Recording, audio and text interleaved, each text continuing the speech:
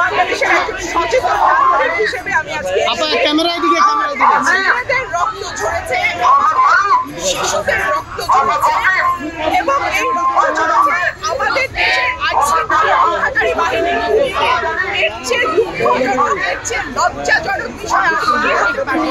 একটা ব্যর্থ সরকার, এই সরকারের আর এক মুহূর্ত ক্ষমতায় থাকবার কোনো নৈতিক অধিকার নেই। জামাত শিবির ত্যাগ এখন একটা হাস্যকর বিষয় পরিণত হচ্ছে, এখানে আমি কোনো মন্তব্য করতে চাই না।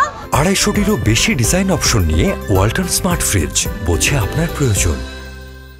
তবে এটুকুই বলি, যদি সরকারের তত্ত্বই ঠিক হয় তাহলে পুরো বাংলাদেশ একদিকে আর শেখ হাসিনার সরকার আরেকদিকে। আপু, বিভিন্ন জায়গায় আগুন দেওয়া হয়েছে, মেট্রো রেলের ক্ষতি হয়েছে, সেতু ভবনের ক্ষতি হয়েছে, বাংলাদেশ টেলিভিশনের ক্ষতি হয়েছে। এই কারণে নিরাপত্তা দেবার দায়িত্ব সরকারের। সরকার কি আঙ্গুল চুষেছে?